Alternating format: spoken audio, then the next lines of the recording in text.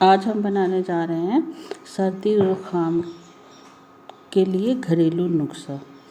जो भी आज सर्दी जो मौसम अभी चेंजिंग हो रही है तो इसमें हमें जुकाम बहुत जल्दी होता है। तो आप सामग्री लिखिए।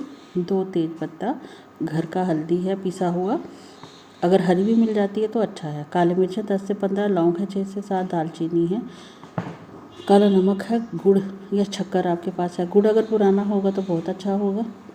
और अदरक घिसी, तुलसी के पत्ते। अब हम पानी चढ़ाएंगे। 2 गिलास आपको पानी लेना है। जो अमूमन हमारे घर में स्टील के गिलास पानी पीने वाले होते हैं ना, वो आप मेजरमेंट ले लीजिएगा, या आप ऐसे ले लीजिए कि 200 ml पर गिलास ना।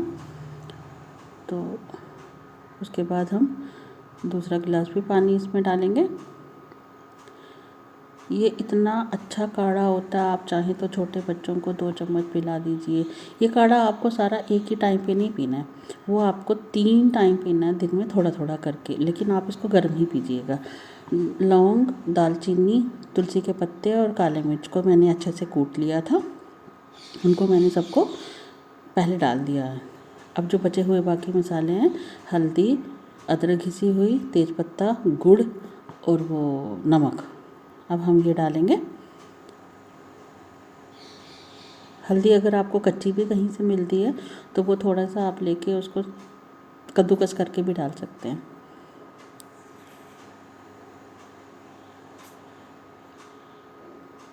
ये सारी सामग्री डालने के बाद इसको 15 से 20 मिनट लगेंगे बॉईल होने के लिए। और आपको ये 1 गिलास रखना है। 15 से 20 मिनट के बाद जब मैंने देखा तो ये 1 गिलास ही रह गया था बॉईल होके। छानिए, पीजिए और बच्चों को भी पिलाइए और ख़ुद भी पीजिए। मौसम चेंज हो रहा है, सर्दी ज़ुकाम बहुत जल्दी पकड़ लेता है, क्योंकि हमें मौसम चेंज जब होता है तो हम ध्यान नहीं रखते। Thank you, bye bye, take care.